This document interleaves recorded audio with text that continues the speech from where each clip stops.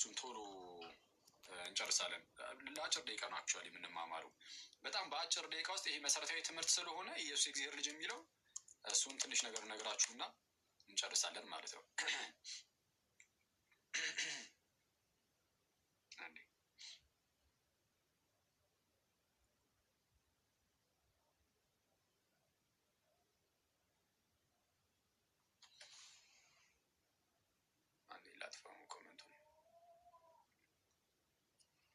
ኦኬ ሰው እንግዲህ ዛሬ የገባንበት ርዕስ ኢየሱስ ክርስቶስ የእግዚአብሔር ልጅ በሚል ርዕስ ነው የገባነው እና ለምንድነው ይህንን ርዕስ የመረጥ ነው? እንዳልኳችሁ በዚህ በቪዲዮ ላይ እንዳስቀመጥኩላችሁ ዛሬ ቪዲዮ ሰርች ያስቀምጫለሁ። ምናልባት ያላያችሁ ሰዎች እዛ ላይ ምን ብዬ ነበረ? ያው እንግዲህ ስተባበራችሁ ቪዲዮውን ሄዳችሁ ማየት ሳይጠበቅባችሁ እዚሁ ያሰናገራችሁ እሺ ከደረው ብቻ ግን በዚህ በእስልምና ውስጥ ቁርአን የሚባል መጽሐፍ አለ አይደለ? ቁርአን ለእነሱ በቃ የፈጣሪ ቃል ነው። ቀጥታ ከሰማይ የወረደ ማለት ነው። እንደዛ እንደተጠረዘ ሆኖ ሳይሆን ቨርባል ኦራል በሆነ መልኩ እንደዚህ በቃል ደረጃ ከላይ ቀጥታ ቃል በቃል የመጣ ነው እና ቃል በቃል ከላይ ከሰማይ የመጣ ነው። ከዛ በኋላ የመሐመድ ልብ ውስጥ ይቀረጻል አይነት ነገር ወይም በመሐመድ ልብ ውስጥ ያድራል። ከዛ እነሱ ደግሞ ይናገራል። ሪሳይት ያደርጋል። ረስቴሽን ነው ራሱ ቁርአን ረስቴሽን ነው። ስለዛ መሐመድ ይለዋል ማለት ነው። ልክ እንዲህ እያለ ሲለው ይሉናል። ዘን የሚሰሙ ሰዎች ደግሞ ይጽፉታል። እሱ ሲናገር የሰሙትን ጽፈውታል። ስለዛ ይሄ ኪታብ ነው ማለት ነው። ወይ ሙስሐፍ መጽሐፉ እሱ በቃ መጽሐፍ ነው። ያ የተጻፈው ግን ቀጥታ ቃል በቃል ወርድ ፎር ወርድ ማለት ነው። ያና ነው ቃላቱ ቀጥታ ከዛ ነው የመጡት የሚል ነገር አለ። ሰው ለማንኛውም በዚህ መጽሐፋቸው ላይ አሁን ቁርአን የፈጣሪ ቃል ነው ወይ? በእኛ አይደለም። እሺ በእኛ አይደለም። ሙስሊም ወንድሞቻችን እንወዳችኋለን፣ እናከብራችኋለን። ግን ያው ቁርአን ግን ለእኛ የፈጣሪ ቃል በፍጹም አይደለም። የፈጣሪ ቃል ለእኛ ብሉያትና ሐዲሳት ናቸው። በስትንፋሰ እግዚአብሔር ብለን የምንናገርላቸው የእግዚአብሔር መንፈስ ያለባቸው። የእግዚአብሔር መንፈስ ያለባቸው ስንል ቀጥታ የመንፈስ ቅዱስ ኢንስፓይሬሽን ያለባቸው መጽሐፍት ማለት ነው። እንደዛ ብለን የምንጠራቸው ብሉያትንና ሐዲሳትን ነው። ብሉያት እንግዲህ በሕግ እና በነቢያት የተነገሩ መጽሐፍት አሉን። በኋላ በሐዋርያቱ የተሰጡ ወይም የተነገሩ ደግሞ መጽሐፍት አሉ። እነሱ እንደዚህ እንዳሉ ሆነው ከዚህ ውጪ ከዛ ምንድነው ቤተክርስቲያን ከተመሰረተች በኋላ የተጻፉ መጽሐፍት በፍጹም ለኛ የፈጣሪ ቃል አይደሉም። ማለት ብዙ የተጻፉ መጽሐፍት አሉ። ቁርአን አይደለም የመጀመሪያው። ባይዚ ክርስትና ከተጀመረ በኋላ በጣም ብዙዎች የእግዚአብሔር ቃል ተብለው የተጻፉ በጣም ብዙ መጽሐፍት አሉ። የእግዚአብሔር ቃል ተብለው ለምሳሌ የቶማስ ወንጌል የእግዚአብሔር ቃል ተብሎ ነው የተጻፈው። የቶማስ ወንጌል ተብሎ የለም እኮ የቶማስ ወንጌል እንቀበላለን። የእግዚአብሔር ቃል ነው ተብሎ ስለመጣ ነው። ያውም በቶማስ ስም በቅዱስ ቶማስ ስም የተጻፈ ማለት ነው። እንደዛ ስለተጻፈ ብቻ በቃ የእግዚአብሔር ቃል ነው። አክቹዋሊ የድንግል ማርያም ወንጌልም የማርያም ወንጌልም የሚባል አለ። ስለዚህ አሁን በእመቤታችን ስም ስላለ በቃ እንደው በእመቤታችን ስም ሆነው በቃ የፈጣሪ ቃል እንላለን አንልም። ስለዚህ ቤተ ክርስቲያናችን ናት መጽሐፍን የምትሰጠ እንጂ ብድግ እያደረገ አንድ ሰው የፈጣሪ ቃል ነው ስላለ እኛ አንቀበልም። ስለዚህ ይሄ ያው ይጠበቅልናል ማለት ነው አይደል? ይሄ መብታችን ይሄ ይጠበቅላችኋል። ሰው ቁርአን የፈጣሪ ቃል ነው ብለን አናምንም። ግን ያው ሙስሊም ወንድሞቻችን ያምናሉ እና በዚህ በሚያምኑት መጽሐፋቸው ላይ ክርስቲያኖች ይረገማሉ። ይነሴዝ አላህ ያጥፋቸው እያለ አላህ ይረግማቸዋል። ይረግመናል። አክቹዋሊ እኔም ክርስቲያን ነኝ ሲጣራ እና አላህ ያጥፋቸው እያለ አላህ ይረግመናል። አላህ ያጥፋቸው ያለበት ምክንያት ነው በጣም በሚያስገርም ሁኔታ ክርስቶስ የእግዚአብሔር ልጅ በማለታችን ነው። ክርስቶስ የእግዚአብሔር ልጅ ነው የሚለውን እኛ አይደለም እኮ ያመጣነው አይደል? የእምነታችን ጀማሪና ፈጻሚ ሊቀ ካህናትና ሐዋርያ የቤተ ክርስቲያናችን ራስ ብቸኛው ንጉሳችን ብቸኛው ጌታችን እርሱ ራሱ ነው የእግዚአብሔር ልጅ እንደሆነ በግልጽ የተናገረው። ይህ ኢየሱስ የእግዚአብሔር ልጅ የሚለው ቃል በታስታውሳላችሁ በማቴዎስ ወንጌል ምዕራፍ 16 ከቁጥር 13 ጀምሮ ሰዎች የሰው ልጅ ማን እንደሆነ ይሉታል ብሎ ጌታ ኢየሱስ ጠየቃቸው። ሐዋርያትን እኮ ነው የሚጠይቃቸው። እየሰማችሁ ነው ጋይስ? እሺ እየሰማችሁ ከሆነ ኢየሱስ ሐዋርያትን በአንድ ወቅት ጠየቃቸው። ምን ብሎ? እስቲ ሰዎች ስለኔ ምን ይላሉ? የማን ልጅ እንደሆንኩ ነው የሚናገሩት? ሰዎች የሰው ልጅ ማን እንደሆነ ይላሉ። ሰዎች የሰው ልጅ የሰው ልጅ የማርያም ልጅ እኔን ማን ነው የሚሉኝ ሰዎች ብሎ ጠየቃቸው። ሐዋርያቱ መለስ አደረጉና አንዳንዶች ኤልያስ ነው ይላሉ፣ አንዳንዶች መጥምቁ ዮሐንስ ነው፣ አንዳንዶች ኤርሚያስ ነው፣ አንዳንዱ ዮሐንስ እያሉ ነው። ኤልያስ ነው የሚሉ አሉ፣ ወይ ከነቢያት አንዱ ነው የሚሉ አሉ። ኢንጀነራል ከነቢያት አንዱ ነው ይላሉ ብሎ ነገሩት ለጌታችን ኢየሱስ። ከነቢያት እንዳንዱ እኔ ጌታችን ነቢይ ነው። ጌታችን ነቢይ ነው ነው ጌታችን ነቢይ ነው አይደለ? ነው ግን ከነቢያት አንዱ ግን አይደለም፣ ይለያያል። ጌታችን ነቢይ ነው ሲባል ነቢይ ማለት መምህር ማለት ነው። ሰው መምህር ከመሆኑ አንጻር የእግዚአብሔርን ነገር ለእኛ ከመናገሩ አንጻር ወደፊት የሚፈጠሩ ነገሮችንም ከመናገሩ አንጻር ኢየሱስ ነቢይ ሊባል ይችላል። አንድምታችን ላይ የባህሪ ነቢይ ይሏል እና ነቢይ መባሉ ችግር የለም። ከነቢያት እንዳንዱ ግን በፍጹም ጌታችን ኢየሱስ ከነቢያት እንዳንዱ ግን አይደለም። ኢየሱስ የእግዚአብሔር ልጅ ነው። ሌሎችም የእግዚአብሔር ልጆች የተባሉ አሉ። ከእግዚአብሔር ልጆች ውስጥ እንደ አንዱ ማለት ግን አይደለም። ኢየሱስ ይለያል። እሱን እንግዲህ መታወቅ አለበት። ግን ከነቢያት አንዱ ነው ይላሉ ሰዎች አሉ። ስለዛ የነቢያት ተርታ ውስጥ ከተቱት ማለት ነው። ጌታችንን አንዳንዶች አይተዋል። ርቀት ላይ ያሉ ከክርስቶስ ርቀው ያሉ ከሐዋርያቱ ርቀው ያሉት እነሱ ስለ ሰው ልጅ ስለ ጌታችን ኢየሱስ ማለት ነው የሚናገሩት እንደው ከነቢያት አንዱ ነው። ከነቢያቱ ነው። ጌታችን ግን መለሳልና ኦኬ እናንተስ ማን ትላላችሁ? ራቅ ያሉት እነሱ ኦኬ እንደዛ ብለዋል። ግን እናንተስ ከእግሬ ስር ቁጭ ብላችሁ የምትማሩ ሐዋርያት፣ የኔ ደቀ መዛሙርት እናንተስ ማን እንደሆንኩ ትላላችሁ ብሎ ጠየቃቸው። ያኔ ቅዱስ ጴጥሮስ ብድግ አለና መለሰ፣ የኔ ተወዳጆች እንዲህም አለ፣ አንተ ክርስቶስ የሕያው እግዚአብሔር ልጅ ነው። ጌታ አንተስ ክርስቶስ የሕያው እግዚአብሔር ልጅ ነህ። ይሄ በጣም ትልቅ ኮንፌሽን ነው። ይሄ ትልቅ ምስክርነት ነው። አንደኛ የምስክርነቶቹን ብዛት ኦኬ። የሰው ልጅ እዛ ጋር የሚታየው ኢየሱስ ነው አይደለ? ሰው ኢየሱስን ማን ይሉታል ሲባል ከነቢያት አንዱ ነው። ምንድነው ኤርሚያስ፣ ኤልያስ፣ ዮሐንስ ምናምን ይላሉ አንዳንዶች። ወይ ደግሞ በቃ ተቀደ ከነቢያት እንዳሉ ምን ያህል አውርደው እንዳዩ ተመልከቱ። ይሄ አሁን ከሰማይ የሆነ መገለጥ ተብሎ ራሱ አልተነገረላቸው። ይሄ ምድራዊ ነው። ይሄ ምድራዊ እውቀት ይባላል። ኢየሱስ ከነቢያት አንዱ ነው የሚለው እውቀት ምድራዊ እውቀት ነው። ሰማያዊው እውቀት ግን ጴጥሮስ ቀጣይ የተናገረው ነበር። ምክንያቱም ጌታችን ነግሮናል ሰማያዊ እውቀት እንደሆነ፣ ምድራዊ እንዳልሆነ፣ ከስጋና ደም ያልሆነ መገለጥ እንደሆነ ጌታችን ቀጠል አድርጎ ነገረን። ምን ብሎ አንተ ክርስቶስ የሕያው እግዚአብሔር ልጅ ነህ አለ። ኦኬ አንተ ኢየሱስ አንተ አለ ኢየሱስ አንተ ክርስቶስ ነህ አለ። የመጀመሪያው ኮንፌሽን የመጀመሪያው ምስክርነት ክርስቶስ ማለት መሲህ ቅቡ ማለት ነው። ይጠበቅ የነበረው የዳዊት ልጅ ከወገብህ ፍሬ በዙፋን ላይ አኖራለሁ ተብሎ ስለ መሲሁ አስቀድሞ ተነግሯል። የምትጠበቀው መሲህ ኧረ አንተ ነህ አለ። አንተ ክርስቶስ ነህ። የኢየሱስን ክርስቶስነት መመስከር ትልቅ ኮንፌሽን ትልቅ ምስክርነት ነው። እሺ ኢየሱስ እርሱ ክርስቶስ እንደሆነ መመስከር፣ ኢየሱስ እርሱ ምን እንደሆነ ክርስቶስ ቅቡ ይጠበቅ የነበረው መሲህ እርሱ እንደሆነ መሰከረ። ግን እዚህ ላይ ብቻ ግን አላበቃም። አዎ አንተ ኢየሱስ ክርስቶስ ነህ። ክርስቶስ መሲሁ አንተ ነህ። ግን መሲሁ ብቻ አይደለም፣ ይህ ይመጣ ዘንድ ያለው መሲህ ግን የሕያው እግዚአብሔር ልጅ ነው። በባህሪው የማን ልጅ ነው? የሕያው እግዚአብሔር ልጅ ነው። የሕያው እግዚአብሔር ልጅ ነው። ይሄ ትልቅ ምስክርነት ነው። ከዛም ጌታችን መለስ አደረገና ምን ቢለው ጥሩ ነው? ያው የዮና ልጅ ስምዖን ሆይ አለው። ጴጥሮስ ጌታችንን የማን ልጅ ነበር ያለው? ጴጥሮስ ጌታችንን የማን ልጅ አለው? የሕያው እግዚአብሔር ልጅ። ጌታችን ግን መለስ አደረገና ጴጥሮስ የሕያው እግዚአብሔር ልጅ አላለው። ጴጥሮስን የሕያው እግዚአብሔር ልጅ ነው አላለው። አሁን ጌታችን የሕያው እግዚአብሔር ልጅ ሲባል ባህርያዊ ልጅነቱ ነው። ስለዚህ አሁን በባህርያዊ ልጅነት ስለሆነ እየተጠራሩ ያሉት ይላል ማን? ቅዱስ ዮሐንስ አፈወርቅ። ይህንን የመጽሐፍ ቅዱስ ክፍል ሲተረጉም ማለት ነው ምን ይለዋል? ልክ አንተ ክርስቶስ የሕያው እግዚአብሔር ልጅ ነህ ሲለው ጴጥሮስ ጌታችን ደግሞ መለስ ያደርግና የዮና ልጅ ስምዖን ሆይ፣ የሕያው እግዚአብሔር ልጅ ስምዖን ሆይ ሳይሆን የዮና ልጅ። ጴጥሮስ የእግዚአብሔር ልጅ ነው ማለት አይሁዳውያን የእግዚአብሔር ልጅ እንደሆኑ ይናገራሉ።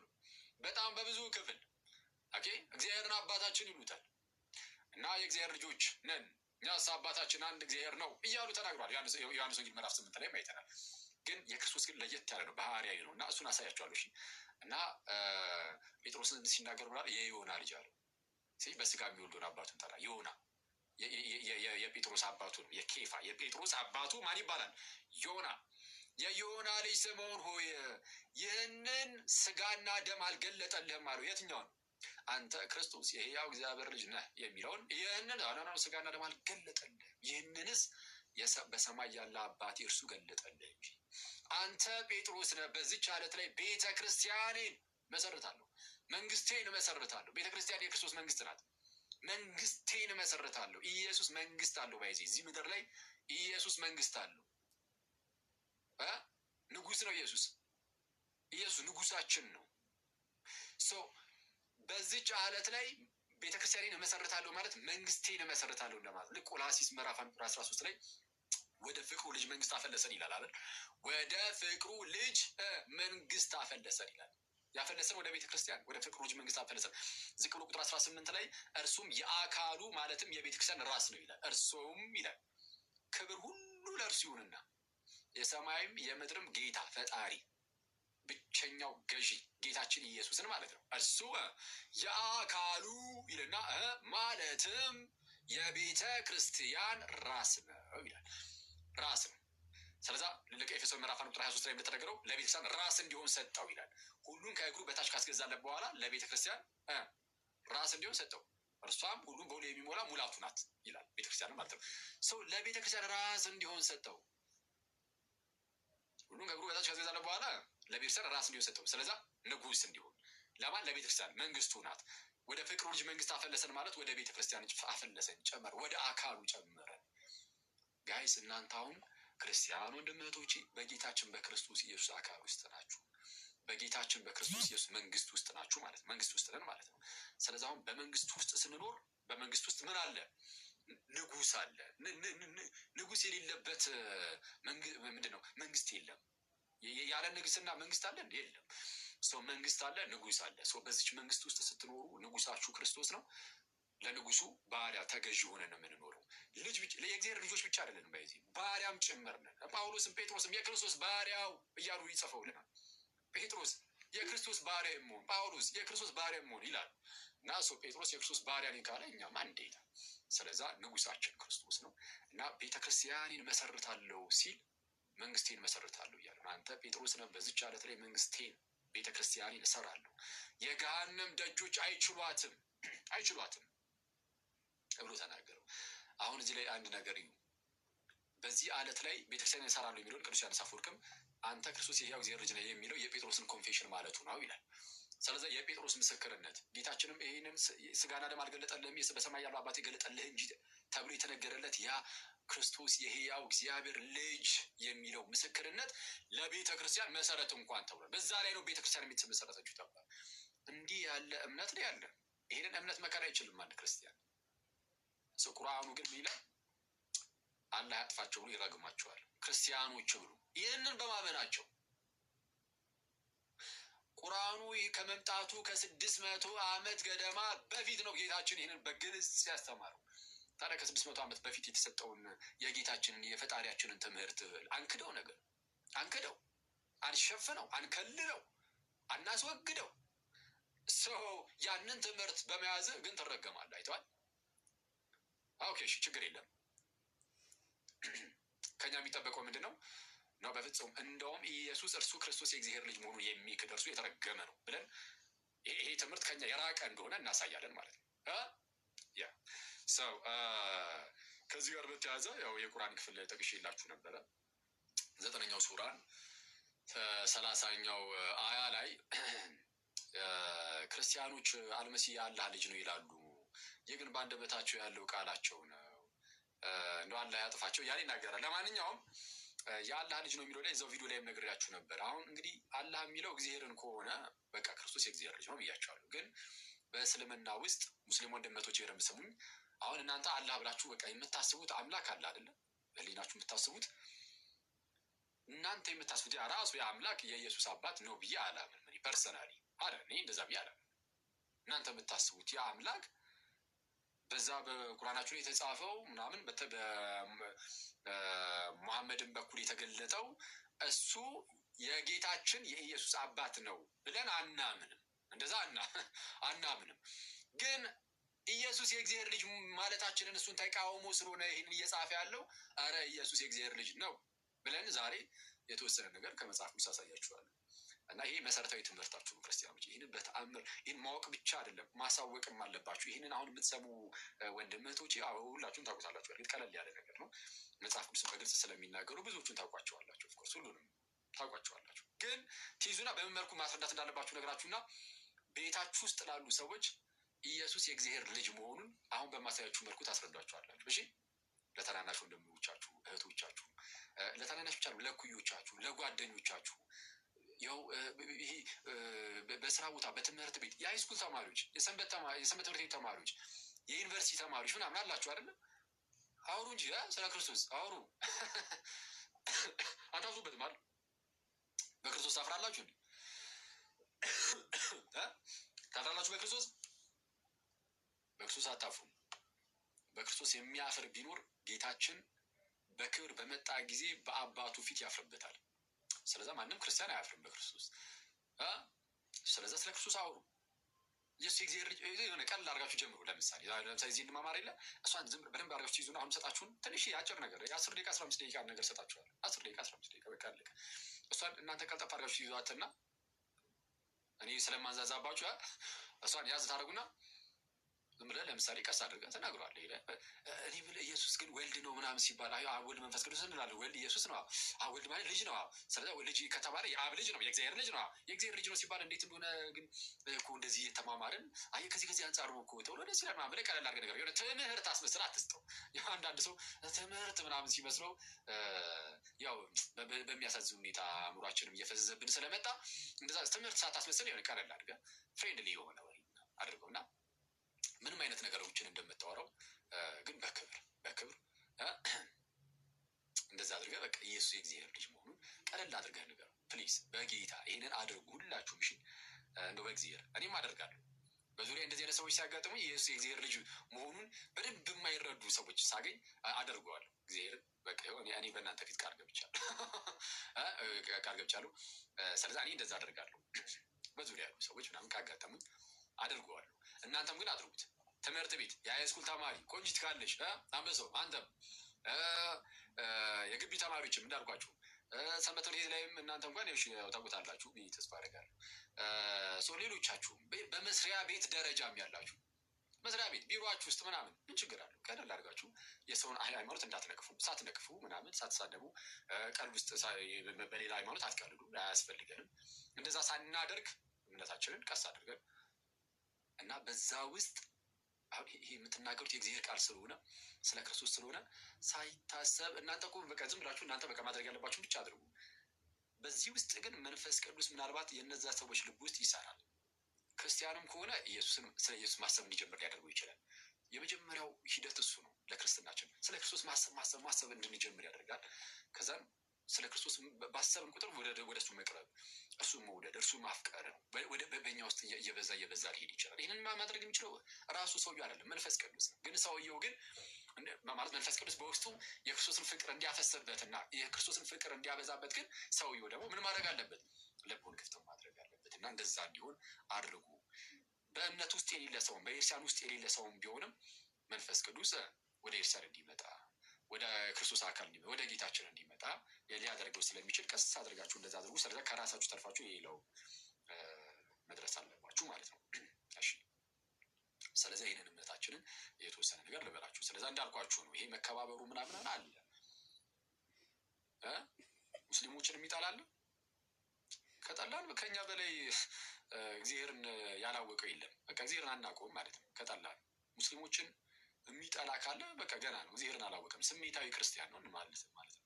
ስሜታዊ ሆነን ልንናገር የምንችላቸው ነገሮች ይኖራሉ። ግን ስሜታዊ ሆነን ልንናገር የምንችላቸው ነገሮች ሊኖሩ ይችላሉ። ግን ስሜታዊያን መሆን ግን የለብንም። እሺ፣ ስሜታዊያን ስሜቱ ሙሉ በሙሉ ተቆጣጥሮ ሙስሊሞችን እስክጠላ ድረስ በፍጹም መሆን የለበትም። ይህንን ካደረግ ጸብ ከእግዚአብሔር ጋር ነው የሚሆነው። ይኸውላችሁ የሬት ወዳጆች፣ የሆነ ነገርን ለመውደድና ለመጥላት መጀመሪያ እግዚአብሔር ያንን ነገር ይወደዋል ይጠላላችሁ ጀምሮ ከዛ ጀምሮ እግዚአብሔር የሚጠላውን ነገር ጠሉት። እግዚአብሔር የሚወደውን ነገር ብጠላ ግን የእግዚአብሔር ቁጣ በአንተ ላይ ሊመጣ ይችላል። ስለዛ በተአምር እንዳናደርግ በጣም መጠንቀቅ አለብን። ስለዛ እንዳንጠላ የሆነ አሁን ለምሳሌ ሙስሊሞች አሁን በተለያየ በአንድም በሌላ ምክንያት የሆነ በግርግሩ ምንም የተነሳ የሆነ ነገር የሚያናድድ ነገር ሲያደርጉ ካያችሁ ጥላቻ እነሱን መጥላት በውስጣችን በጣም እየነገሰ እንዳይሄድና ሰይጣን ያችን ቀዳዳ አድርጎ ገብቶ ደግሞ የጥላቻ መንፈስ ነው ውስጣችን እንዳይበክለውና እንዳይዘራብን ለእነሱ መጸለይ። ስንጸልይላቸው አንጠላቸው፣ ስራቸውን ግን ልንጠራው እንችላለን። ስራ ሊጠላ ይችላል። የማንም ክርስቲያን ሆኖም ኃጢአትን የሚሰራ ካለ ይጠላል ስራው። ሰዎች ግን አይጠሉም። እግዚአብሔር ሰዎችን ይወዳል። ምን ያህል ወደዳቸው ሙስሊሞችን እግዚአብሔር ካላችሁ ብቸኛውን ኢየሱስ ብቸኛው ልጁ ኢየሱስን እስኪሰጣቸው ድረስ ለእነሱም እኮ ነው የሰጠው ክርስቶስን። አንቀበልም ብለው ሪጀክት አደረጉ፣ ገፉት። ፈጣሪ እግዚአብሔር እንዲህ ግፍት አደረጉት እንጂ ዞር አድርግልን ልጅህን አንፈልገውም አንተንም አንፈልግም አሉት እንጂ እግዚአብሔር ለሙስሊም ወንድመቶቻችንም ልጁ ኢየሱስን ልኮላቸዋል። ስለዚህ ይህንን የላከላቸውን ኢየሱስን ደግሞ እንዲቀበሉት ልንጸልይ ይገባል። ጥላቻ ግን ከኛ ይራቅ። ስለዚህ ጥላቻ መኖር የለበትም፣ ማክበር አለብን። የምናደርጋቸውን ነገሮች ሁሉ በትህትና በፍቅር በየዋህነት ልናደርግ ይገባል። ይህ ግን ይሄ በዕለት ተዕለት ኑሯችን ያለው ይሄ መቻቻሉ መከባበሩ ይሄ ግዴታ ነው አይደል? ያስፈልጋል። ፕሊዝ በጌታ እዚህ ምድር ላይ መሬት ላይ ልክ ስትኖሩ ሙስሊሞችን አይታችሁ የሆነ አሁን በተለያየ አጋጣሚ በሚዲያውን በሚነሱ ግርግሮች ምክንያት ለእነሱ የሆነ ጥላቻ ነገር ማሳየት እንዳትጀምሩ፣ እንደ በጌታ እንዳንጀምሩ። ይሄ ነው በጣም የሚያስፈራው። እኔ ፕሮቴስታንቲዝም ላይም ስሰራ ክርስቶስን በጣም የሚያስፈራኝ አንዱ ነገር ይሄ ነው። ፕሮቴስታንቲዝም ስህተት ነው፣ በቃ አለቀ። እኔ እንደዛ ብዬ ነው እንደዛ ብለን የምናምነው እና እዛ ላይ በጣም ስንሄድበት ትምህርቱ ላይ ግን የኛ የራሳችን ግን ጭንቅላታችን እነሱ ወደ መጥራት እየተቀየረ እንዳይሄድ ብዬ በጣም ነው የምፈራው እና እንደዛ መሆን የለበትም። በጣም መጠንቀቅ አለብን። እሱን ለመጠበቅ ጸልዩ ማለት ለእነሱ ለምሳሌ ለፕሮቴስታንቶች መጸለይ ወንድሞቻችን ናቸው፣ እህቶቻችን ናቸው፣ ልንጸልይላቸው ይገባል። በተለይ ብዙዎቹ ታውቃላችሁ ምን ያህል ምስኪኖች የዋሆች እንደሆኑ። ስለዛ በተቻለ አቅም ለእነሱ መጸለይ መለመን። ልክ ስትጸልዩላቸው አጠሏቸው። ሳጠሏቸው ምንፍቅናውን ብቻ በመጥራት እንደውም እነሱን ወደ ክርስትና ወደ ክርስቲያን ለማምጣት መስራት ትጀምራላችሁ። ይሄ ነው የሲያም ሆነ ይህ መከባበሩ መፋቀሩ ግን ክርስቶስ ላይ እንድንደራደርበት አያደርገን በፍጹም አይቻልም። እሱ ገና ለገና መቻቻል መፋቀር እሱ አለ እንደዛ መካበሩ ምናምን አለ። ስለዛ በቃ ኢየሱስ የእግዚአብሔር ልጅ አይደለም ምናምን ቢሉም በቃ እንዲሁ ይወርድ እስቲ ተዋቸው አንልም። እንደዛ አንልም። መከባበሩ ምናምን መቻቻሉ ስላለ ኢየሱስ የእግዚአብሔር ልጅ አይደለም ብሎ አንድ ሙስሊም ወጥቶ ቢናገር በቃ ይበር ችግር የለም እንቻሉ እንዲሁ በእኛ የለፍ አንልም። እንደዛ አይቻልም። እሺ የምናልፋቸው ነገሮች አሉ፣ የማናልፋቸው ነገሮች አሉ። የምንሞትለት ነገር አለ፣ የማንሞትለት ደግሞ ነገር አለ። በማንሞትለት ነገር ዝም ብለን ራሳችን ሄደን እንትን አናደርግም። የምንሞትለት ነገር ግን አለ፣ ጌታችንን እንሞትለታለን። ኢየሱስ የእግዚአብሔር ልጅ አይደለም ቢል ስህተት ነህ፣ ኢየሱስ እርሱ ክርስቶስ የእግዚአብሔር ልጅ ነው እንላለን። እንዲህ ብለህ መስዋዕት ሰማዕትነት ቢመጣ ራሱ ይቆጠርላል። እንዲህ በማለት ከሆነ የሚመጣብህ ማለት ነው። ግን ዝም ብሎ በሆነ ባሉ ነው። ግን ዝም ብለን የሆነ ኳረር ውስጥ አንገባም። በሆነ ባሉ ጭቅጭቅ ውስጥ ግን አንገባም። በቃ ይሄኛው ግን ክርስቶስ ላይ ግን አንደራደርም። አምላካችን ነው፣ ጌታችን ነው፣ የእግዚአብሔር ልጅ የሚለው ትምህርታችን። ኢየሱስ ጌታ አይደለም የሚል ካለ ኢየሱስ ጌታ አይደለም የሚል ካለ ይህን አንደራደርም። እኛ አይ ስህተት ነው እንላለን። ቦልድሊ በግልጽ ስትሬት ፎርዋርድ ይሄ ስህተት ነው። ኢየሱስ የእግዚአብሔር ልጅ እንደሆነ ከሚያምን በቀር ዓለምን የሚያሸንፍ ማን ነው ተብሎ ተነግሮን፣ እንዲህ ተብሎ ተነግሮን፣ አብና ወልድን የሚክድ እርሱ የክርስቶስ ተቃዋሚ ነው ተብሎ በግልጽ ተነግሮን፣ አሁን እንደዚህ ሲሉ የምናመቻች ከሆነ እኛ በጣም አደጋ ውስጥ ያለ ነው ማለት ነው። ስለዛ ስንመልስ አታክ አናደርግም። እነሱን ሰዎቹን ሙስሊም ወንድመቶቻችንን አታክ አናደርጋቸውም። ግን ስህተት ናቸው። ኢየሱስ የእግዚአብሔር ልጅ ነው የሚለውን ግን ቦልድሊ እንናገራለን። ኢየሱስ እርሱ የማን ልጅ ነው? ኢየሱስ እርሱ መሲህ ነው፣ ክርስቶስ ነው። ግን የሕያው እግዚአብሔር ልጅ ነው። ኢየሱስ የእግዚአብሔር ልጅ ነው። ኢየሱስ የእግዚአብሔር ልጅ ነው። ኢየሱስ የእግዚአብሔር ልጅ ነው። ስለዛ በቁርአኑ ላይ አላህ ያጥፋቸው ምንም ቢልም በፍጹም ንቅንቅ የማይል አለት የሆነ እውነት ኢየሱስ የእግዚአብሔር ልጅ ነው የሚለው ስለ እሱ በጣም መታወቅ ያለበት ጋይስ። አሁን ሁለቱን ማመጣጠን አለብን። አንደኛው የሰውን እምነት በጣም እየቀለድንበት ሰዎችን አታክ ወደ ማድረግ መግባት የለብንም። ይህንን የኔ አፕሮች ያ ነው። በቃ እኔ ብቻ ሳይሆን በክርስትናው አፕሮች ፕሪንስፕላችን ሰዎችን ማብሸቅ የለብንም። በጣም መጠንቀቅ አለብን። ግን ያው ስሜታዊ ስለምንሆን በጣም ይሄ ማብሸቅ ነገር እኛ ላይ ሲመጣብን ሲያበሽኩን ጌታችንን ሲሳደቡብን አምላካችንን ሲሳደቡብን ምን የእናንተ ይኸው ባይሆን የራሳችሁ መጽሐፍ ላይ እንደዚህ ይሌለ እንዴ እያልን አሁን ተለያዩ ሰዎች በጣም በስፋት እንደዚህ ያደርጉ የለ በቃ እንግዲህ ከመጣው አንጻር በቃ እንደዛ አደረግን። ግን አዘ ፕሪንስፕል ግን እንደ ፕሪንስፕል ግን በቃ በየዋህነት ሰዎችን ባለማብሸቅ በቃ እንደዛ እናደርጋለን።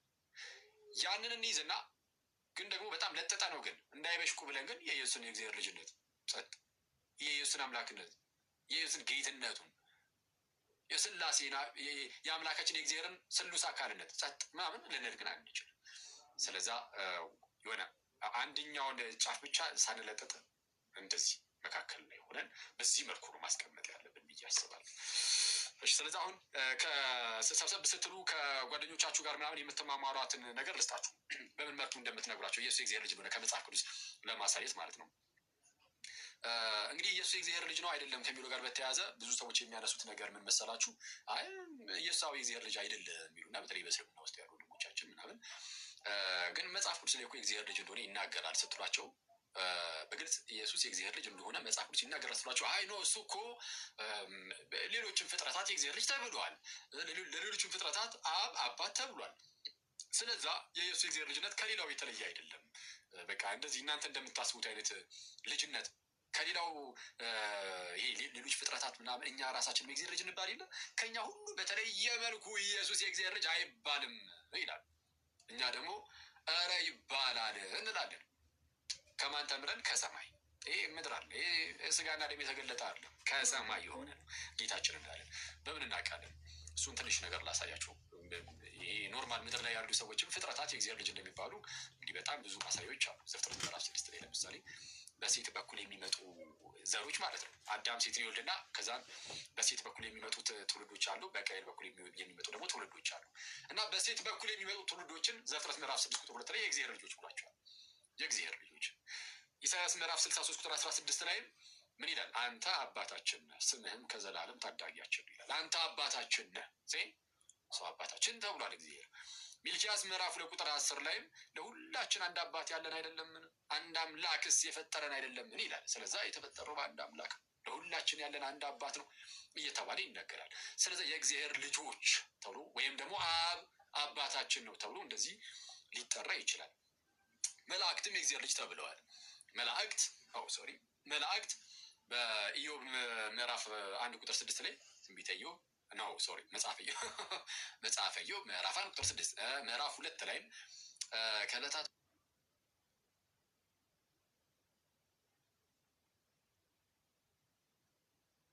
በአንድ ቀን የእግዚአብሔር ልጆች በእግዚአብሔር ፊት ለመቆም መጡ ይልና ከዕለታት በአንድ ቀን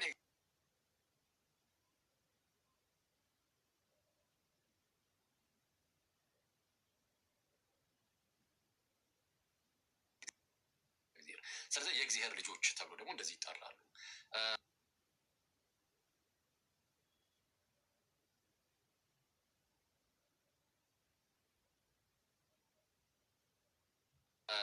መላእክት የእግዚአብሔር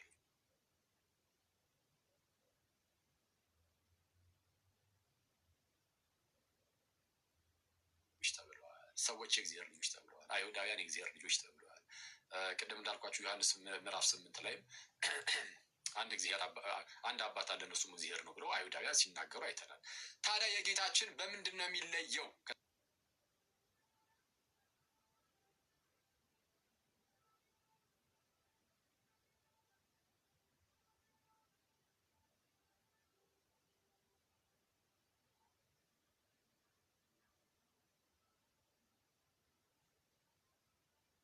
ተብሎ ለኢየሱስ ካልሆነ በስተቀር ሌላ ለማንም ሊጠራ ይችላል።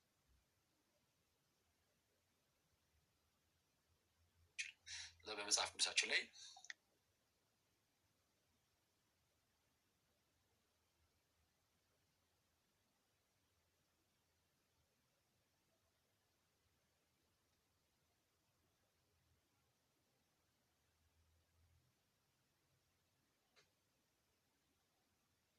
ሁሉን ነገር ከእርሱ ጋር እንዴት አይሰጠንም ይላል።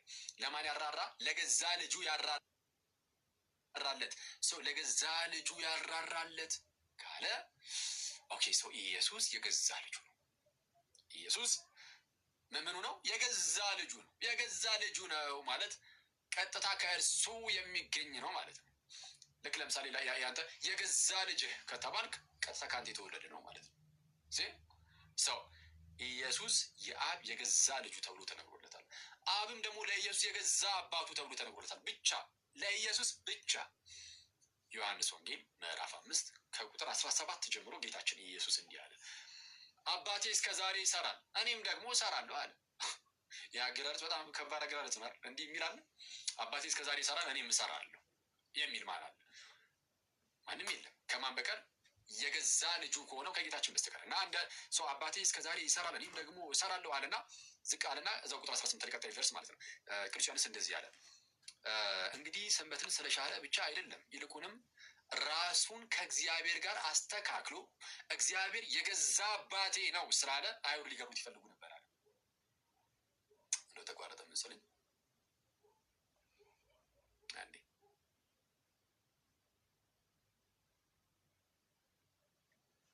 እንትን መጣብኝ።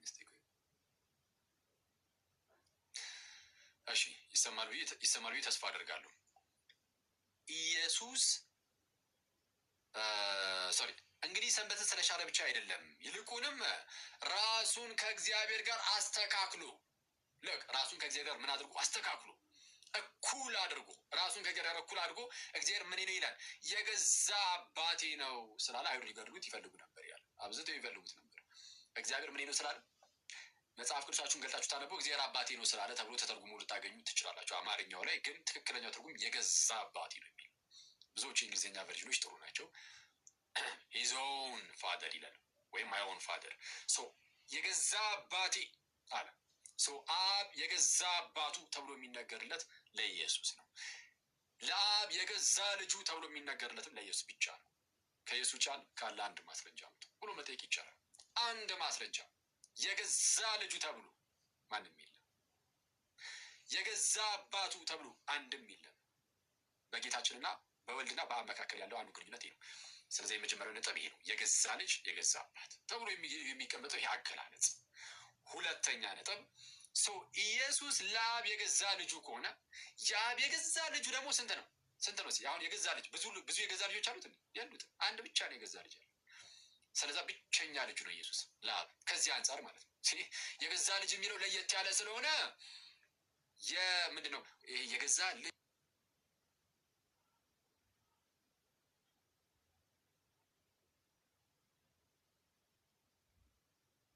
ልጅ የሚለው ለየት ያለ አገላለጽ ስለሆነ ወይም ደግሞ ለየት ያለ ልጅነት የራስ ከራስ የተገኘ አይነት ልጅነት ስለሆነ እንዲህ አይነት በእንደዚህ አይነት ልጅነት ደግሞ አብ ስንት ልጅ አለው ከተባለ አንድ ብቻ። እኛው ልጆቹ ነን፣ ግን የገዛ ልጆቹ አይደለንም።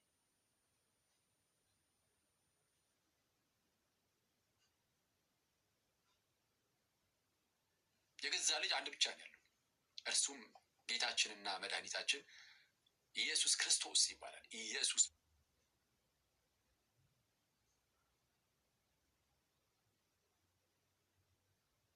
አለ። ብቸኛ ልጅ አለው።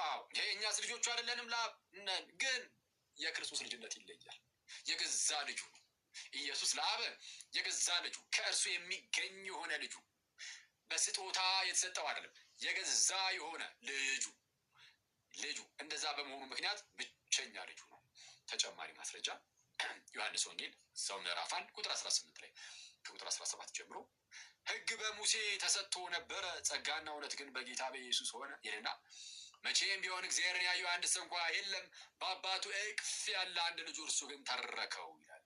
በአባቱ እቅፍ ያለ አንድ ልጁ ማለት ከብዙዎች መካከል አሁንም ደግሞ አለው ከብዙዎች መካከል አንዱ ማለት አይደለም።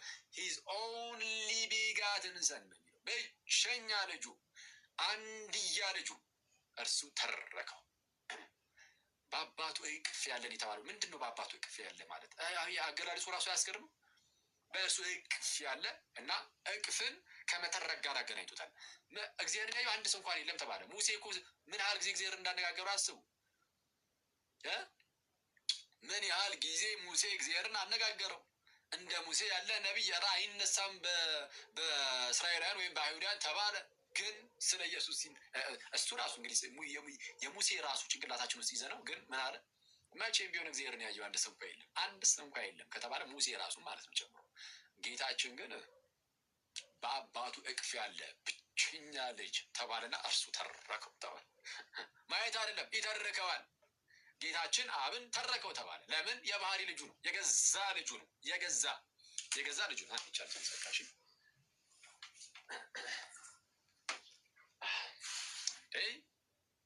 ሰው ብቸኛ አንድያ ልጁ ነው። ተጨማሪ ማስረጃ ዮሐንስ ወንጌል ምዕራፍ 3 ቁጥር 16 ጌታችን እንደዚህ አለ። አንዴ ሰው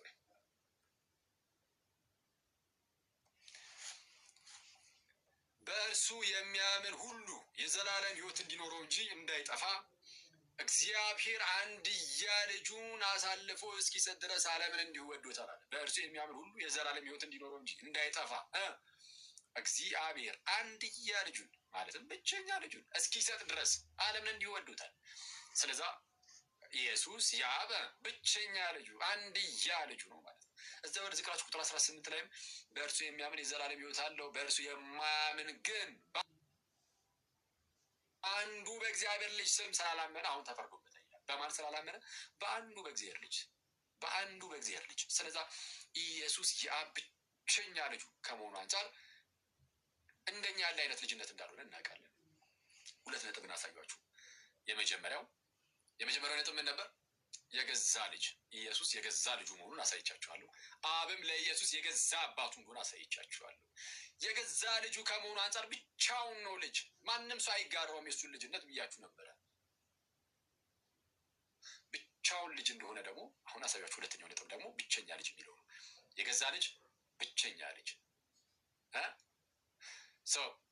ሶስተኛ ነጥብ ብቸኛ ልጅ በመሆኑ ምክንያት ከሌላው ጋር ሲነጻጸር ደግሞ የተወሰነ ላሳያችሁ። ከሌላው ጋር ምን ሲነጻጸር? ከሌሎች ከነቢያት፣ ከመላእክት፣ ከትልቅ ቅዱሳን ሰዎች አነጻጽረን ደግሞ እሺ ስናነጻጽር ከዕብራውያን እስቲ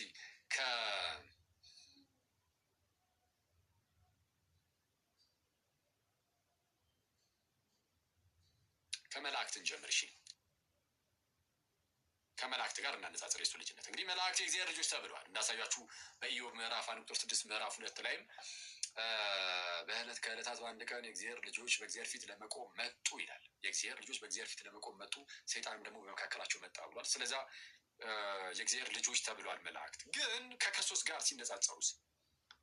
ሲነጻጸሩ ዕብራውያን ምዕራፍ 1 ቁጥር 5 ይላል ከመላእክትስ አንተ ልጄ ነህ፣ እኔ ዛሬ ወልጄ ያለው ደግሞ እኔ አባቱ ሆናለሁ እርሱም ልጅ ይሆነኛል ያለው ከቶ ለማን ነው? ልክ አንተ ልጄ ነህ እኔም አባቱ ሆናለሁ። ኦኬ ከመላእክትስ አንተ ልጄ ነህ፣ እኔ ዛሬ ወልጄ ያለው ደግሞ እኔ አባቱ ሆናለሁ እርሱም ልጅ ይሆነኛል ከቶ ለማን ብሏል? ከመላእክት ለማንም አላለም ተባለ። ልጄ ምናምን ነው አላለም።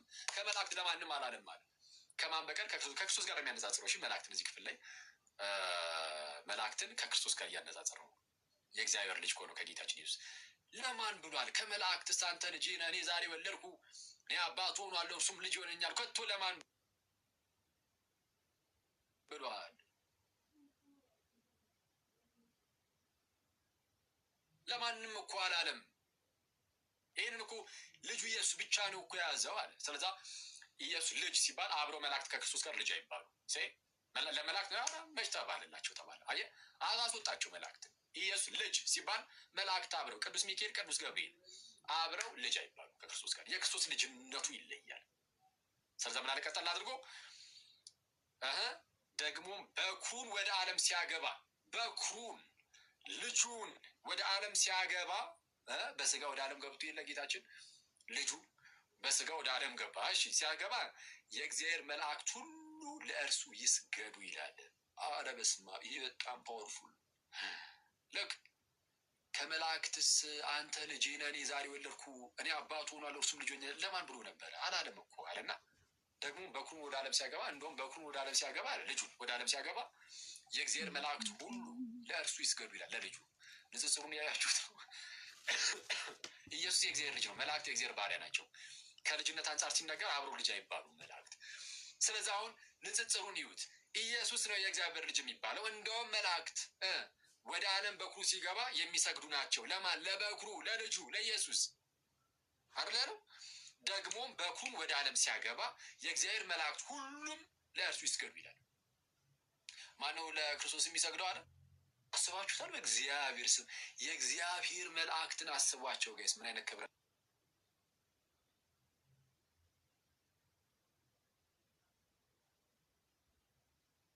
እንዳላቸው መናፍስት ናቸው እና መናፍስት ናቸው እና እነዛ መናፍስት የእግዚአብሔር መላእክት እነዛ ኃያላን እነዛ ሁሉም ይላል ባይዜ ይሰመርበት ሁሉም ለኢየሱስ ይሰግዳሉ። በኢየሱስ ፊት የሚንበረከኩ ናቸው። ኧረ በስመ አብ ክብር ሁሉ ለጌታችን ይሁን እና ከመላእክት አንተ ልጄ ነህ እኔ ዛሬ ወለድኩ እኔ አባቱ ሆናለሁ እርሱም ልጅ ይሆነኛል ከቶ ለማንም ደግሞ በኩሩን ወደ ዓለም ሲያገባ የእግዚአብሔር መላእክት ሁሉም ለእርሱ ይሰግዳሉ ይላል። ስለዚህ አሁን በንጽጽር ደረጃ መላእክት እንኳን አብሮት ልጅ አይባሉም ተባለ። የእርሱ ልጅነት ከፍ ያለ ነው፣ ለየት ያለ ነው። መላእክት ሁሉ የሚያሰግድ ነው። መላእክት ሁሉ የሚያመልኩት ጌታ ነው ኢየሱስ ማለት ነው፣ የእግዚአብሔር ልጅ ማለት ነው። ሰው ንጽጽሩ ከመላእክት አንጻር ስታነጻጽሩት ይኸው ተመልከቱ። እሺ ሁለተኛ ከሙሴ አንጻር እናደርገው። ሙሴ እንዳንተ ያለ ነቢይ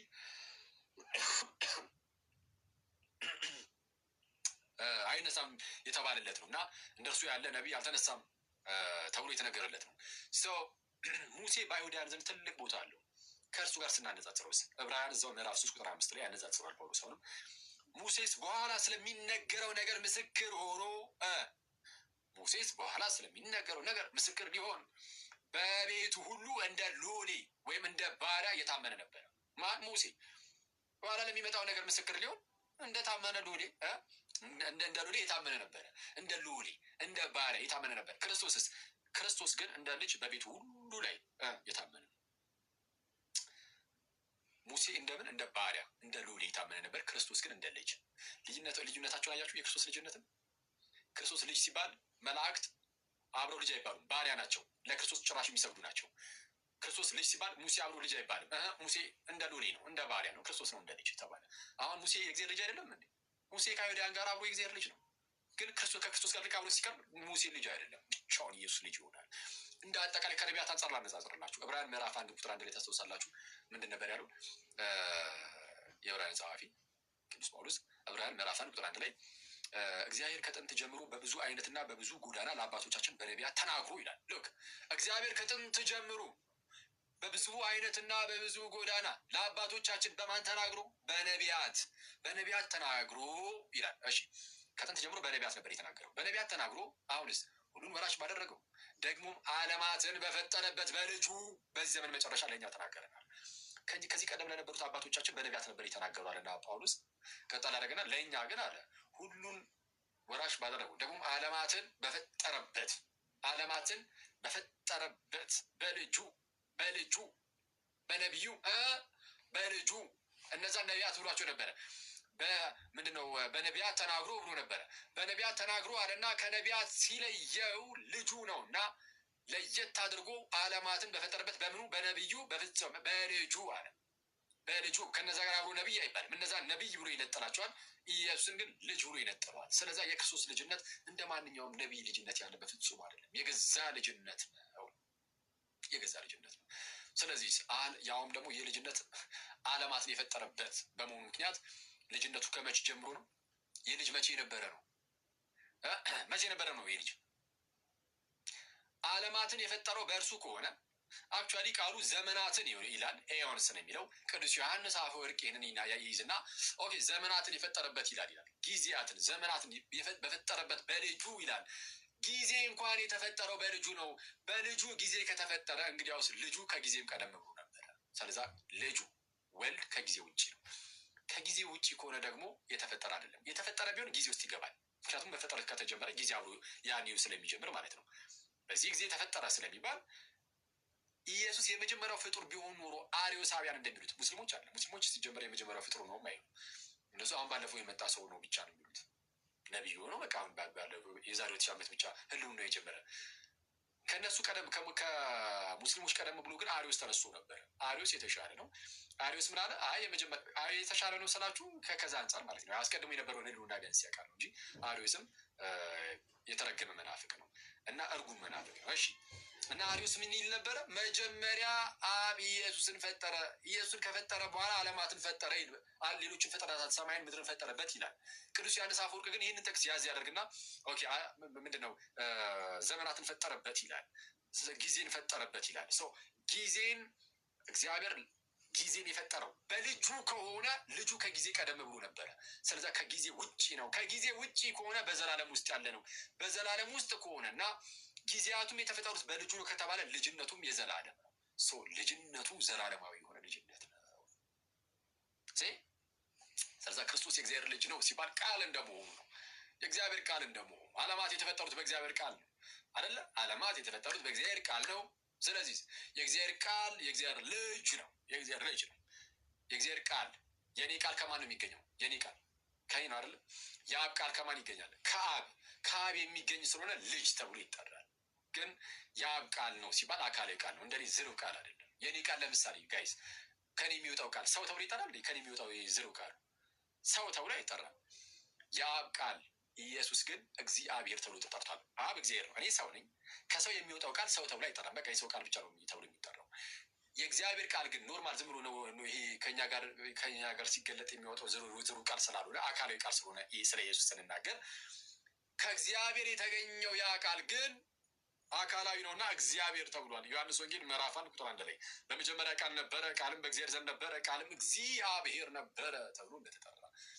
አካላዊ ነው ቃል አካላዊ ነው ሰው እግዚአብሔር ነው ቃል እግዚአብሔር ነው ሰው እግዚአብሔር ዓለማትን በቃሉ ፈጠረ ሚኒንግ በልጁ ፈጠረ ለዛ ነው ቆላስይስ ምዕራፍ 1 ቁጥር 15 ላይ እርሱ የማይታይ አምላክ ምሳሌ ነው ይልና ልጁ ኢየሱስ ነው ከላይ ወደ ፍቅሩ ልጅ መንግስት አፈለሰን ይላል ልጅ ካለ በኋላ እርሱ የማይታይ አምላክ ምሳሌ ነው ይኸው ልጅነቱ እንዴት ለየት እንደሚል እርሱ የማይታይ አምላክ ምሳሌ ነው ልጁ በመሆኑ ምክንያት ነው እንደዚህ ተባሉ ባይዘው የባህሪ ልጁ ባይሆን ኖሮ ለማይታይ አምላክ ምሳሌ ተብሎ አይነገርም እግዚአብሔርን የሚመስለው አለ የለም ይላል ነብዩ እግዚአብሔር ኢሳይያስ እግዚአብሔርን የሚመስለው ማንም የለም ይላል ኢየሱስ ግን የማይታይ አምላክ ምሳሌ ነው ተባለ ለምን የገዛ ልጁ ስለሆነ ሁሉን ወላሽ ባደረገው ደግሞ ዓለማትን በፈጠረበት በልጁ በዘመን መጨረሻ ለኛ ተናገረን ብሎ ዕብራውያን ምዕራፍ 1 ቁጥር 2 ላይ ማለት ነው ቁጥር 3 ላይ እንዲህ ይላል እርሱም የክብሩ ነጸብራቅና የባህሪው ምሳሌ ነው ይላል ልጁን ማለት ነው ልጁ የባህሪው ምሳሌ ነው አረ የእግዚአብሔር የባህሪው ምሳሌ እግዚአብሔርን በባህሪው የሚመስለው አለ ማን ልጁ ብቻ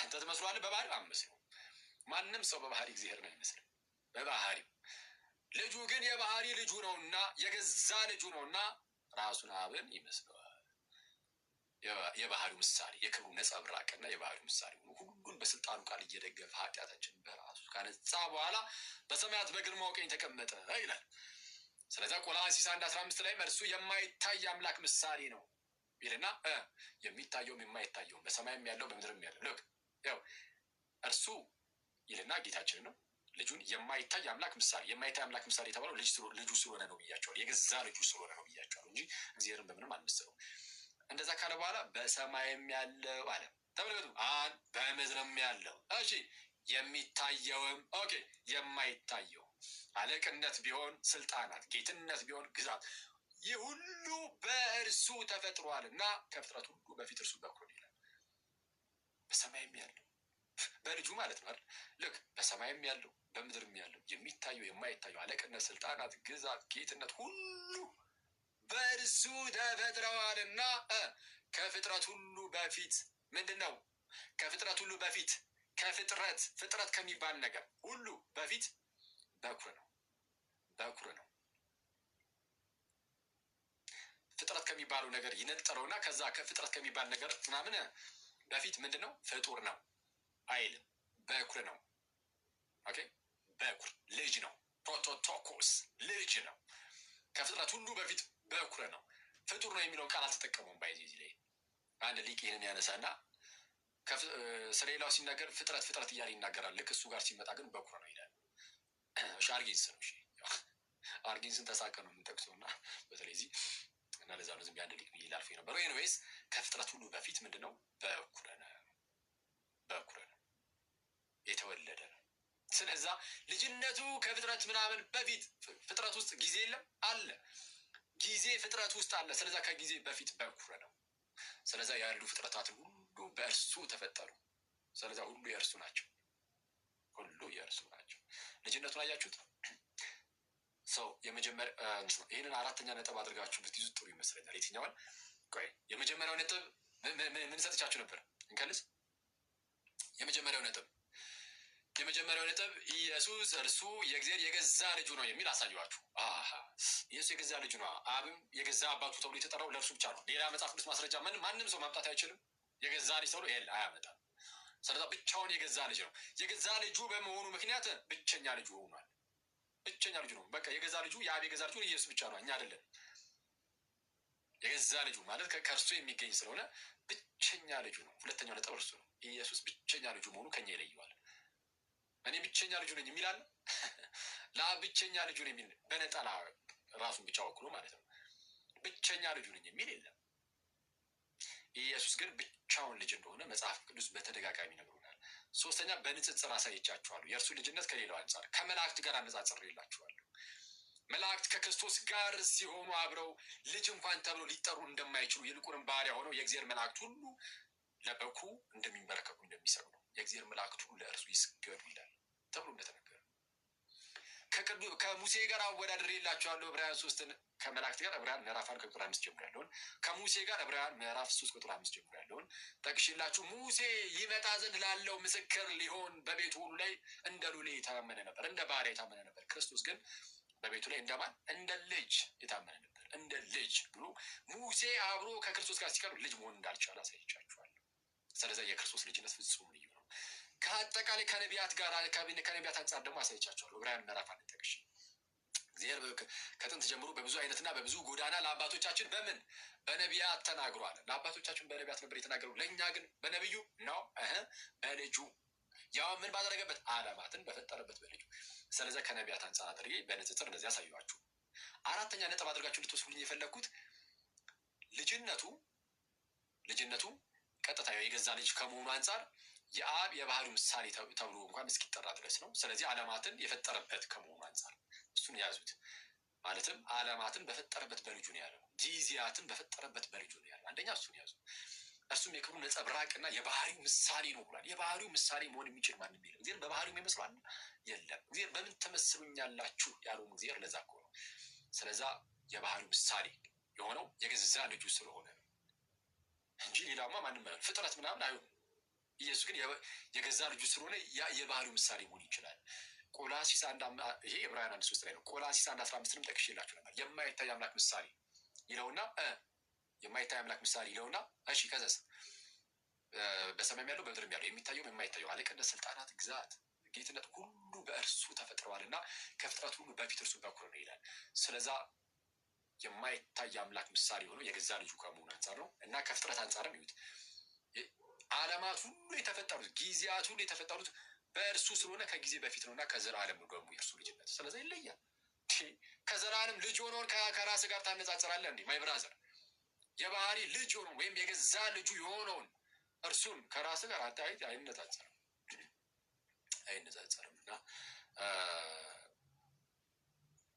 ሰው የክርስቶስ ልጅነትን ከዚህ አንጻር ልንመለከተው ይገባል። እና ኢየሱስ በዚህ ደረጃ ከሆነ ልጅነቱ የመጻፋቸው ምክንያት ራሱ ይሄ ሆኖ ልናገኘው እንችላለን። ለምሳሌ ዮሐንስ ወንጌል ታላቅ የሆነ ወንጌል አይደለ?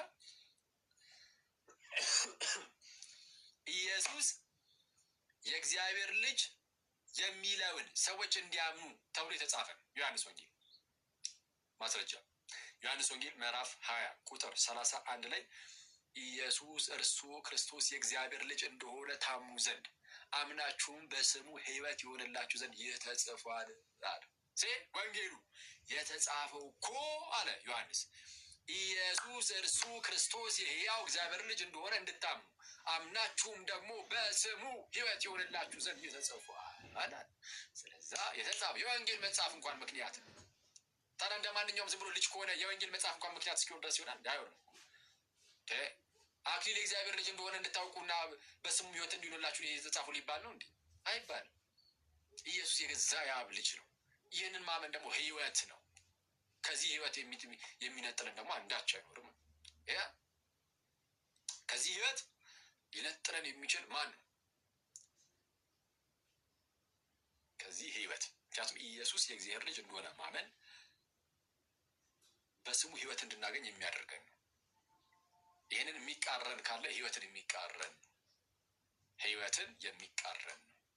ስለዛ ይህንን ልብ ልንለው ይገባል። ስለዛ በዚህ ምክንያት ኢቨን አንድ ሰው መዳን ሲፈልግ ለመጠመቅ አስቀድሞ ይሄኛው እንደ ፕሪኮንዲሽን ይጠይቃል። ኢየሱስ የእግዚአብሔር ልጅ እንደሆነ ታምናለህ ተብሎ መጠየቅ አለበት ማለት ነው አይደል? እንደዛ ለምሳሌ በሐዋርያት ሥራ ምዕራፍ 8 ላይ ኢትዮጵያዊ ጃንደረባ የኢሳያስን መጽሐፍ እያነበበ በሰረገላ ሲሄድ ሳለ ትላለች።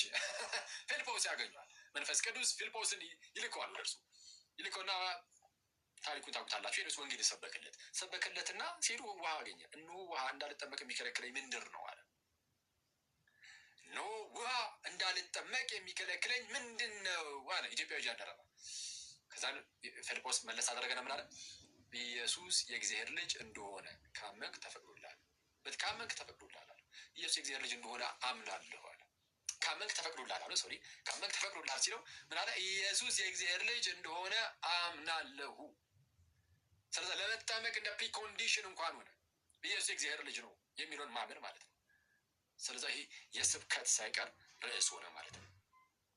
ምን ሆነ ይህ ነገር?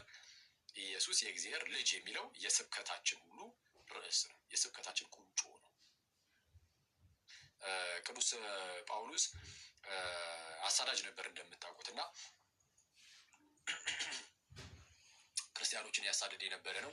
የመጀመሪያው ሰማዕቱ ቅዱስ እስጢፋኖስ ተወግሮ በሞተ ሰዓት የጠርሴሱ ሳውል ወይም ጳውሎስ የምንለው ማለት ነው። ቅዱስ ጳውሎስ በጣም የምንወደው አባታችን መምህራችን ጳውሎስ በሰዓቱ ወደ ክርስትና ስላልመጣ አንድ ጎበዝ ተብሎ ተጠቅሷል። እዛ ጋር የገዳዮቹን ልብስ ይዞ ይተባበር ነበር በእስጢፋኖስ ነው እና አውግስትን ምን ይላል? እንደውም ዛሬ እስጢፋኖስ ይጸልያል። ጌታዊ የሚያደርጉትን አያውቁምና ይቅር በላቸው ብሎ ይጸልዩ አልነበረ? ያ የእስጢፋኖስ ጸሎት ያ በጥበብ የተሞላው በእግዚአብሔር ጸጋ የተሞላው ሰው ማለት እንደዛ ተብሎ ተገልጾለታል። ባይዚ እስጢፋኖስ እና ይኸው በሳውል ላይ ይታያል ይላል። የሚያደርጉትን አያውቁምና ይቅር በላቸው ጌታ ሆይ ብሎ ጸልዩ አልነበረ? ሳውልን ጌታችን ከዛ ውስጥ ይወስዳል። በደማስቆ ክርስቶስ ኢየሱስ ያገኘውና ሳውል ስለምን ታሳድደኛለህ? ጋይስ ክርስቲያኖችን ማሳደድ ኢየሱስን ማሳደድ ክርስቲያኖችን ማሳደድ የተከበረ ሕዝብ ነው። ክርስቲያን ብልጫ አለው። በምድር ላይ ስንኖር አይደለም ማለት በምድር ላይ እንደው አብረህ ትኖራለህ ተቻችለህ ተፋቅረህ ምናምን። በመንፈሳዊ ዓለም ግን በፈጣሪ ዘንድ ግን ክርስቲያን ብልጫ ነው። የእግዚአብሔር ሕዝብ ነው። በእግዚአብሔር መንግስት ውስጥ ያለ ነው። ስለዚህ ክርስቶስ ማን ነው? ይህንን ሕዝብ ይህንን የእግዚአብሔር ሕዝብ እነዚህን ክርስቲያኖችን ይህን የእግዚአብሔርን ሕዝብ መንካት ማለት ክርስቶስን መንካት ነው።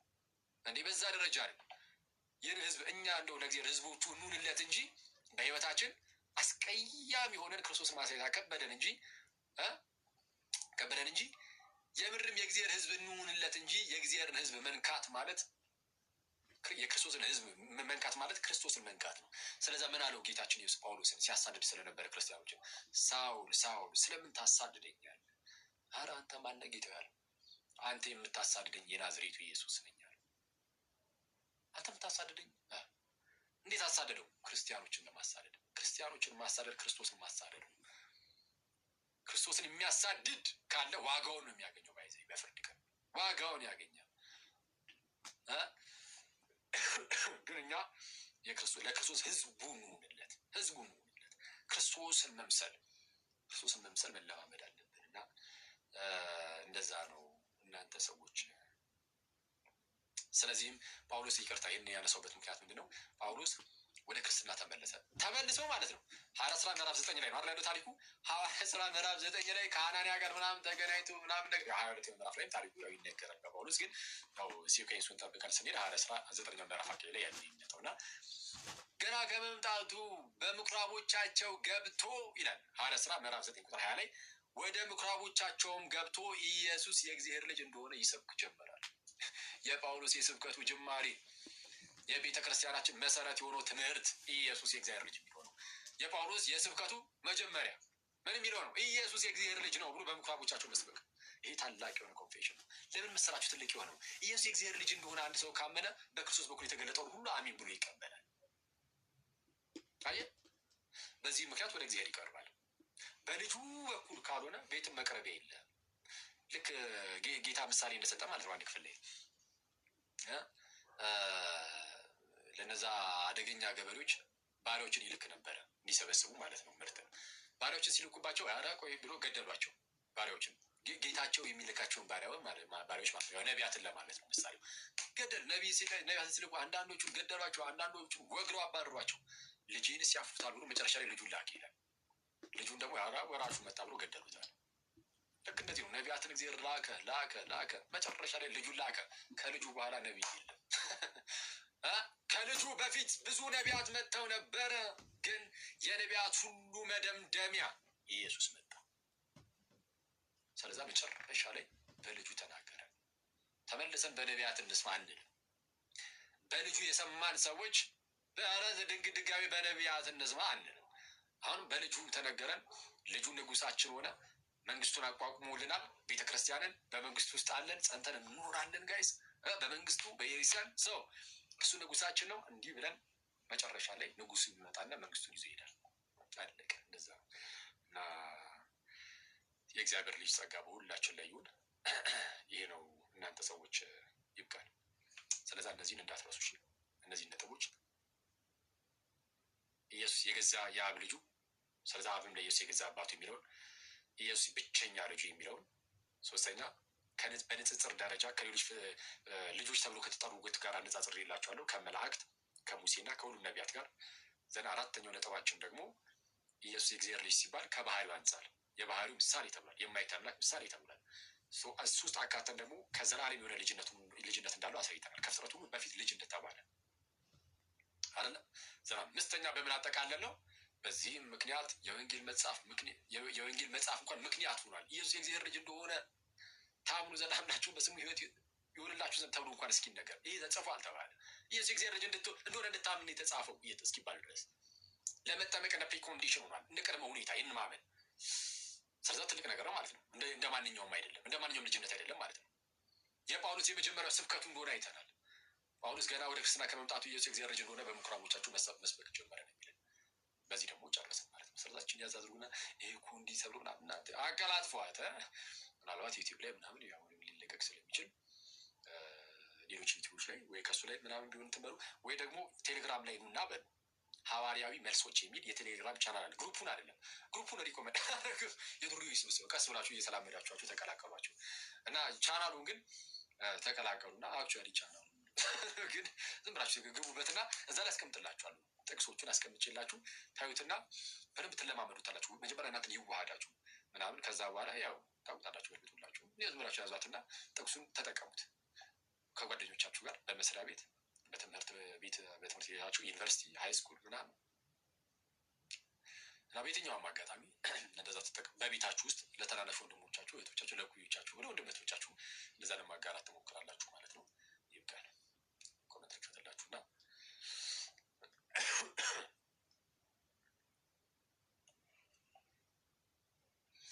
እሺ እናንተ ሰዎች ስንት ሰዓት ሆነ? ኦኬ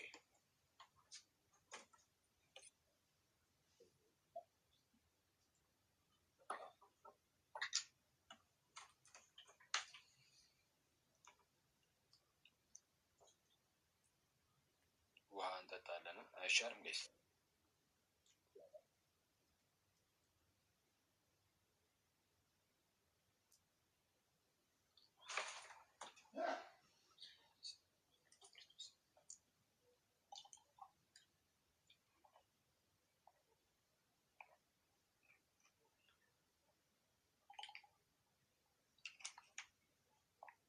ገብቷችኋል? ጋይስ ዛሬ ተማማር ነው።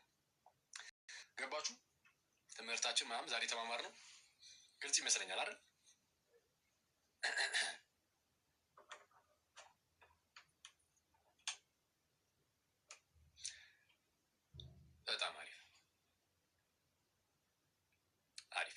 ስለዚህ አሁን ይሄንን እምነት የሚቃወም ቢኖር ችግር የለም በቃ እንላለን።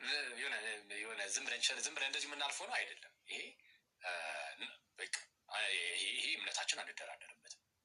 ማንም ቢል አላህም ይበል ቁርአንም ይበል ማንም ይበል የፈለገው ግዛት ይበል አንሰማም።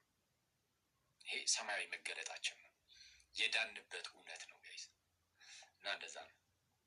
እና በተረፈ ይህንን እንያዝ ምናምን። ይህን ይዘን ደግሞ በተቻለን አቅም ጋይስ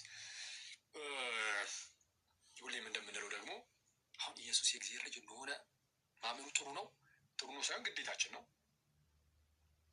ይህ በነገራችን የድህነት ጉዳይ ነው ብያቸዋል አይደል? ዮሐንስ ወንጌል ምዕራፍ 17 ቁጥር 5 ላይ ዮሐንስ ወንጌል ምዕራፍ 17 ቁጥር 5 ላይ ነው እውነተኛ አምላክ ይሁን ካንተም ብቻ የላከውንም ኢየሱስን ያውቁ ዘንድ ይህች የዘላለም ሕይወት ናት ይላል። እውነተኛ አምላክ ይሁን ካንተም ብቻ የላከውንም ኢየሱስን ያውቁ ዘንድ ይህች የዘላለም ሕይወት ናት። የዘላለም ሕይወት ጉዳይ ነው እና ይህን ማወቅ ግዴታችን ነው። የድህነት ጉዳይ ነው፣ የዘላለም ሕይወት ጉዳይ ነው። ይህ እንዳለ ሆኖ ደግሞ እንግዲህ ይህ የእግዚአብሔር ልጅ በመንግስት ውስጥ ንጉስ ከሆነ እኛ ምንድን ነው ለንጉሱ መሆን እንደሚገባን ግን ልንሆን ይገባል። ይሄ ሁሌም በተደጋጋሚ ነው ልንነጋገር የሚገባው። እኔ በተደጋጋሚ ያው በቃ ራሴን ምናምን ስደክም ስለማየው ማለት ነው በላይፌ ውስጥ በጣም ስደክም በጣም ስወድቅ ምናምን ስለማውቀው ሁሌ ምናልባት እንደኔ ደካሞች ልትኖሩ ስለምትችሉ ብዙ በተደጋጋሚ ይህንን ነገር ማሳሰባችን ጥሩ ነው ብዬ አስባለሁ። ሁሌም ትዝ እንዲለን ሁሌም እያስታወስን ደግሞ ክርስቶስን በመምሰል ውስጥ እንድናድግ። እሺ ሁሌም ቢሆን እግዚአብሔር እንዳላቸው ህዝቦች ንጉስ እንዳላቸው ህዝቦች ነው መኖር ያለብን። እሺ ንጉስ እንዳለው ህዝብ ንጉስ አለን እኛ። ኢየሱስ ንጉሳችን ነው። እሺ ንጉሳችን ነው። ምንድነው በደንብ እየጠነከራችሁ ምናምን ያላችሁ ልጆች እየጠነከርን ያለን ሰዎች ወደ እግዚአብሔር በመቅረብ ላይ ያለን ሰዎች ምናምን ልባችሁ ውጥር ነገር እንዳንል በጣም መጠንቀቅ አለብን። ያኔ የምንወድቅባት ያቺ በቃች ኢንስታንት የወደቅንባት ኢንስታንት ናት። እንወድቃለን። ሁሌ መመካታችንን በእግዚአብሔር ላይ ማድረግ። ተመልከቱ፣ ወደ እግዚአብሔር እየቀረብን ያለን ሰዎች ካለን፣ እንደው እየበረታን ያለን ሰዎች፣ ከትናንት ዛሬያችን ይሻላል የምንል ሰዎች ካለን ይህንን የሚያደርገው በእናንተ የሚኖረው የልጁ የኢየሱስ ክርስቶስ መንፈስ ነውና የእርሱ ጸጋ ነውና ጸጋውን የሚረዳችሁ የሚያግዛችሁ ጸጋው ነውና እግዚአብሔር ያመሰግናለሁ ብላችሁ ዝም ብላችሁ እንደው ሁሌም እናንተ አቅመ ቢስ እንደሆናችሁ ብቻ እያሰባችሁ ዝክት ብላችሁ ኖሩት። እሺ ሁሌም ደካማ እንደሆናችሁ አቅመ ቢስ እንደሆናችሁ በተአምር እንዳትረሱት፣ እንዳንረሳው። አቅመ ቢስ እንደሆነ ጸጋው ብቻ ነው የሚያግዘን፣ ጸጋው ነው የሚረዳን እና እሱን ሁሌም እንዳይረሳ። በኃጢአት ደግሞ በቃ አልችል ብለን ደግሞ እዛው ምን እንደፋደፍ ደግሞ የኔ ቤቶች ኃጢአትን የምታደርጉ ምናደርግ በቃ ይሆናል አቅም ያነሰን ሰዎች ካለን ደግሞ አይ በቃ ኃጢአት እየሰራው ነው ክርስቶስንማ ምን ብዬ አስበዋለሁ? አረ ሼም ነው እንደው በቃ ምን የሆነ ወይ ንስሐ በገባ በቅዱስ ቁርባን በቁርብ ኖሮ እሺ እንደው ስለ ክርስቶስም አስባለሁ። ምን አሁን እኔ በቃ ኃጢአተኛ ነኝ በቃ አንድ ቀን እንደው እግዚአብሔር ያለልኝ ቀን ማሰብ ጀምራለሁ። በፍጹም እንዳትሉ እንደዛ። ኃጢአት ውስጥ ብንሆን ራሱ ክርስቶስን ግን ሁሌም ከልባችን እንዳናወጣው።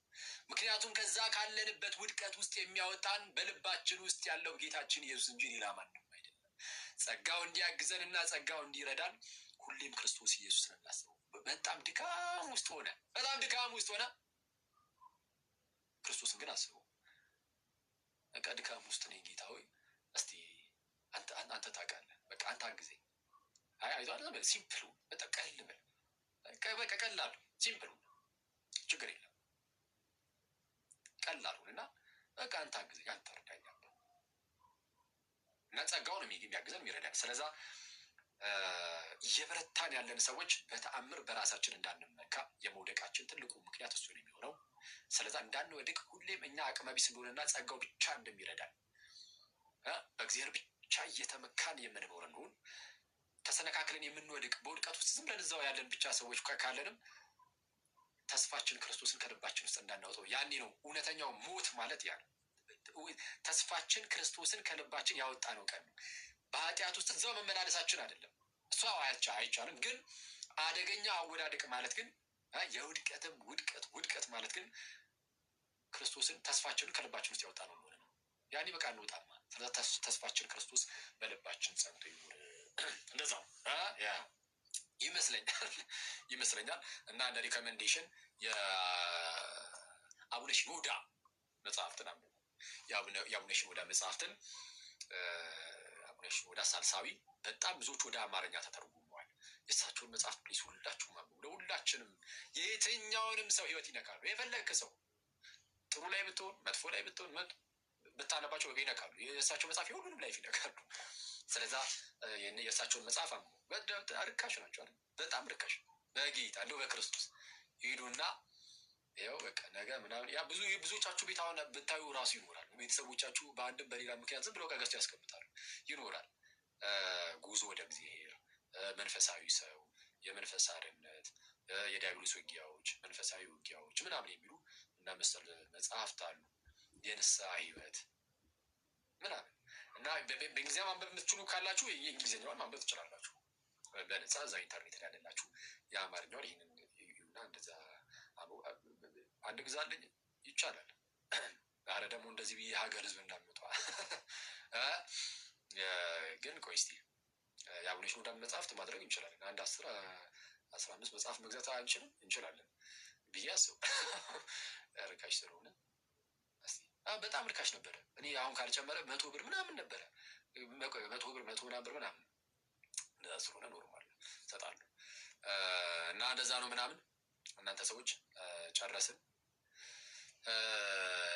እንለያይ ወይስ ዮኒ አለ? እስኪ ዮኒ ና እስኪ ዮኒ ና እንዲያስገቡት መጀመሪያ አንድ ዮኒ ና አስገቡት። ሀኑሴ አለ እንዴ? እሺ ሀኑሴ ቆይ መጨረሻ ላይ ትዘምርልናል። አንዴ ቆይ ዮኒን አንድ ነገር ላዋራው ትላል። እሺ መዝሙር እንሰማለን። ያው ሀኑሴ ካለማ እንሰማለን። አንዴ ቆይ ቪዲዮን ክፈት እስቲ። ያው አስወርጄ ይላለሁ። ምንድን ነው ይሄ ሰውዬ ጠፋ? አትፈልጉትማ ጋይዝ ወይስ ማከታ?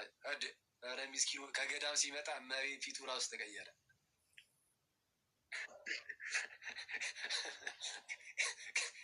ከገዳም ስመጣ በቃ የሆነ የምር የሆነ ሚስኪን ፊት ይዘን የመጣው እና ዮኒ ገዳም ነበር እና ድሮ ሚስኪን ነኝ ቤት በኩል አባ አሌት ያሰማል። ለዛ ነበር ሚን እና እንዴት ነህ ሰውዬ? ሰላም ነው አለን። እኔ እኮ ይሄ ልጅ የጠፋ ወጣ እንዲህ ምናምን ብዬ ነበረ። ለካ አለ። ማነው ፓፓ አስተዋለ ራሱ አንድ አመት በአግባቡን የጸለይኩልህ ፏ ብለሃል። አንተ አማል እንደ አንተ ፂሜን ተቆርጬ ነው እንዴ?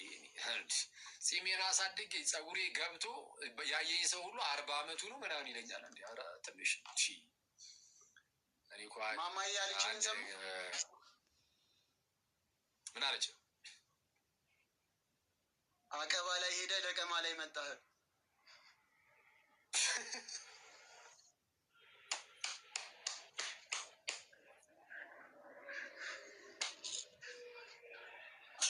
ኧረ በእግዚአብሔር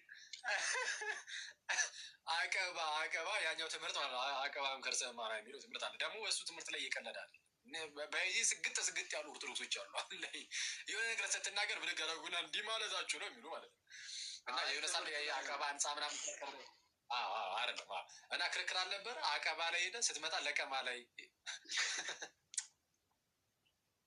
ለቀማ ማለት እየተለቀመ ሁሉ ሰው ሁሉ የሚታሰርበት ሰዓት ለቀማ ላይ ትገባለህ ስል ያበደ አይቺ እየተረገመች ያ አሪፍ ነው አሪፍ ነው።